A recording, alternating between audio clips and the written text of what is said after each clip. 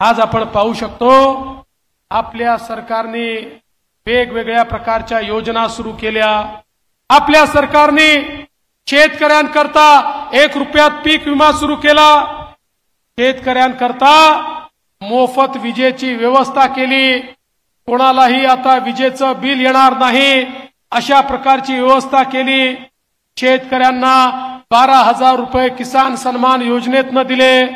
आता नवीन सरकार आलं की 15,000 रुपये शेतकऱ्यांना देण्याचा निर्णय हा आपल्या सरकारने या ठिकाणी घेतलाय। आणि एवढंच नाही, आता आपण घोषणा केली आहे नवीन सरकार आल्यानंतर आमच्या शेतकऱ्यांना पूर्ण कर्जमाफी देण्याचा निर्णय देखील आपल्या सरकारने घेतलेला आहे। सातत्याने धानाला चढत्या भावानं बोनस देण्याचं काम आपण केलं आणि त्याच वेळी समाजातल्या विविध घटकांचा विचार आपण केला। आज ओबीसी समाज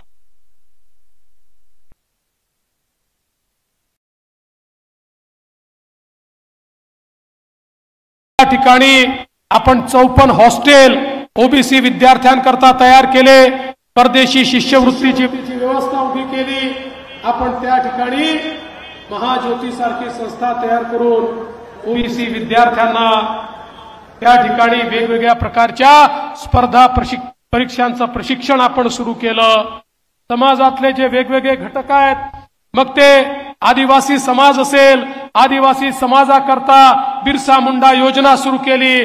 आदिवासी समाजाच्या सर्वांगीण विकासाचं काम हे माननीय मोदीजींच्या नेतृत्वात आपल्या सरकारने सुरू केलं। आणि त्याच वेळी अनुसूचित जातीसाठी वेगवेगळ्या योजना आपल्याच सरकारने या ठिकाणी आणल्या। हे सगळं करत असताना आपल्या देशाचे प्रधानमंत्री माननीय मोदीजींनी सांगितलं, भारताला विकसित भारत करायचा असेल तर या भारताची जी 50% लोकसंख्या आहे, आमच्या ज्या महिला आहेत, या महिलांना जोपर्यंत सामाजिक आर्थिक परिवर्तनाचा केंद्रबिंदू तुम्ही बनवत नाही तोपर्यंत विकसित भारत तयार होऊ शकत नाही। मोदीजींनी बेटी बचाओ बेटी पढाओ पासनं लखपती दीदी पर्यंतचे कार्यक्रम आखले। आपल्या महाराष्ट्रामध्ये मोदीजींच्या नेतृत्वात 11 लाख आमच्या बहिणी या लखपती दीदी झाल्यात। म्हणजे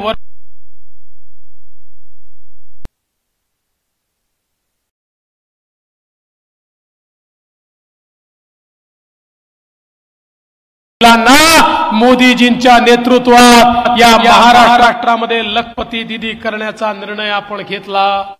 एवढंच नाही, लेक लाडकी सारखी योजना आपण आणली। या योजनेच्या अंतर्गत घरामध्ये जर मुलगी जन्माला आली, मुलीच्या जन्माचं स्वागत झालं पाहिजे। मुलगी जन्माला आली की 5,000 रुपये पहिल्या वर्गात गेली, 5,000 रुपये 7व्या वर्गात गेली, 7,000 रुपये 11व्या वर्गात गेली, 8,000 रुपये 18 वर्षाची झाली की 75,000 रुपये, 1 लाख रुपये ज्यांच्या घरी कन्या रत्न जन्माला येईल त्यांना देण्याचा निर्णय हा आपल्या सरकारच्या माध्यमातून आपण या ठिकाणी घेतला। एवढंच नाही तर आमच्या मुलींना उच्च शिक्षण मिळालं पाहिजे। खरं म्हणजे आज शिक्षणाच्या खासगीकरणामुळे कॉलेजेसमध्ये डॉक्टर बनायचं असेल, इंजिनियर बनायचं असेल, 2 लाख 4 लाख फी भरावी लागते। पण आपल्या सरकारने निर्णय केला, आपल्या समाजामध्ये ही अवस्था होती, आई वडील जर घरी एक मुलगा आणि एक मुलगी असेल, मुलाला शिकवायचे आणि मुलीला म्हणायचे, बाई तुला शिकवायला पैसे नाहीत, तू घरी बस, तुझं लग्नच करून द्यायचं आहे।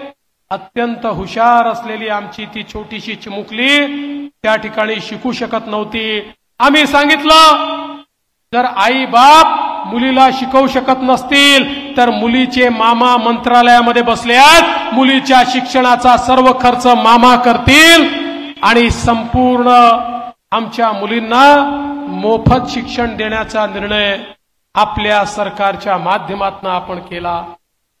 आपण महिलांना एसटी मध्ये 50% कन्सेशन दिलं।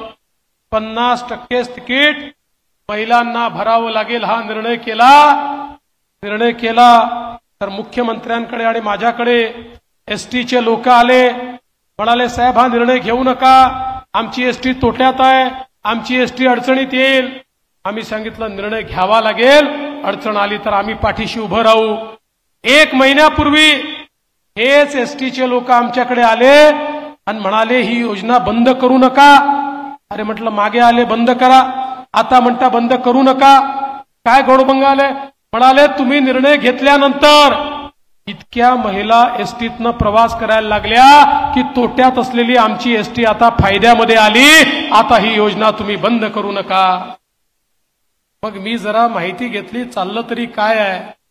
माझ्या लक्षात आलं आता आमच्या बहिणी आमच्या भाऊजींना सांगतात जिल्ह्याला जायचं असेल, तालुक्याला जायचं असेल, तुम्ही घरी बसा, मीच जाऊन येते, तुम्ही गेले की तिकीटही दुप्पट लागतं, तुम्ही पान तंबाखू खर्रा काय काय व्यसन करता आणि घरचे पैसे बुडवून येता, मी गेली तर घरचे पैसे त्या ठिकाणी वाचवून येते. आणि म्हणून आमच्या बहिणीच आता प्रवास करायला लागलेल्या आहेत. हे परिवर्तन आपल्या सरकारने करून दाखवलं आहे. आणि एवढंच नाही तर आमच्या बहिणींकरता आपण लाडकी बहीण योजना आणली. लाडकी बहीण योजनेच्या अंतर्गत बहिणींच्या खात्यामध्ये 1500 रुपये दर महिन्याला आपण देतो. आम्ही योजनेची घोषणा केली. काँग्रेस पार्टीचे विरोधक आमचे ही योजना होऊच शकत नाही, पैसा जाणारच नाही, हे तर शक्यच नाही, अशा प्रकारच्या अनेक गोष्टी हे त्या ठिकाणी बोलू लागले. पण मला या निमित्ताने सांगितलं पाहिजे की या सगळ्या लोकांच्या नाकावर टिच्चून 2.5 कोटी बहिणींच्या खात्यामध्ये नोव्हेंबर पर्यंतचे सगळे पैसे हे आपण जमा करून टाकले. पण बंधू भगिनींनो आणि विशेषतः लाडक्या बहिणींनो, जसे आम्ही तुमचे सख्खे भाऊ आहोत, तुमचे काही सावत्र भाऊ देखील काँग्रेसमध्ये आहेत, या सावत्र भावांनी कोर्टामध्ये जाऊन ही योजना बंद करण्याचा प्रयत्न केला. नाना पटोले आणि सुनील केदार यांचे अधिकृत निवडणूक प्रमुख अनिल वडपल्लीवार हायकोर्टमध्ये गेले. हायकोर्टमध्ये जाऊन त्यांनी त्या ठिकाणी पिटिशन केली आणि सांगितलं ही लाडकी बहीण योजना म्हणजे पैशाचा चुराडा आहे, ही योजना बंद करा, याला स्थगिती द्या. पण काळजी करू नका, आम्ही देखील कोर्टात लढलो आणि कोर्टाने स्थगिती द्यायला नकार दिला आणि सांगितलं लाडकी बहीण योजना ही चालतच राहणार आहे. त्यामुळे आता लक्षात घ्या, आता तर 1500 रुपये देतो. आपण ठरवलं आहे पुन्हा आपलं सरकार आलं की 1500 रुपये नाही 2100 रुपये आपल्या लाडक्या बहिणींना त्यांच्या खात्यामध्ये आपण देणार आहोत. पण बहिणींनो, समजा या ठिकाणी आपले किशोर भाऊ निवडून आले तर लाडक्या बहिणींना पैसे देण्याकरता त्यांचा हात वर असेल आणि दुर्दैवाने एखादा काँग्रेसी निवडून आला तर तुमची योजना बंद करण्याकरता तो हात वर करेल. म्हणून माझी तुम्हाला विनंती आहे, आपल्या सरकारने केलेलं काम आहे आणि आता 2.5 वर्षामध्ये जर आपण एवढ्या योजना करू शकलो तर पुढच्या 5 वर्षामध्ये कशा प्रकारे आपण परिवर्तन करू हे आपण त्या ठिकाणी लक्षात घेऊ शकता. आणि म्हणूनच या चंद्रपूरमध्ये एक समाजातल्या तळागाळातला सामान्य माणसासोबत राहणारा किशोर भाऊ जोरगेवार यांच्यासारखा उमेदवार भारतीय जनता पक्षाच्या कमळावर उभा आहे. महायुतीचं समर्थन आहे. शिवसेना, राष्ट्रवादी काँग्रेस, रिपाई सगळे सोबत आहे. एकत्रितपणे अशा प्रकारे 20 तारखेला तुम्ही वोट करा की चंद्रपूरमध्ये नवा रेकॉर्ड झाला पाहिजे आणि किशोर भाऊ तुमचा रेकॉर्ड घेऊन मुंबईला आले पाहिजे, एवढीच विनंती करतो आणि माझं बोलणं संपवतो. धन्यवाद. जय हिंद, जय भारत.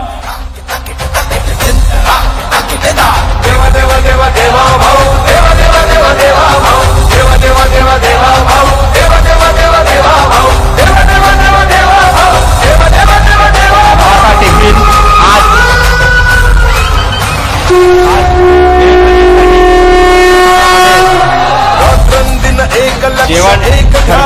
मिळावं या दृष्टिकोनातून धर्म प्राण आणि श्वास ज्याचा सगळ्यांचे मनपूर्वक आभार. आदरणीय देवेंद्रजी फडणवीस यांचे अत्यंत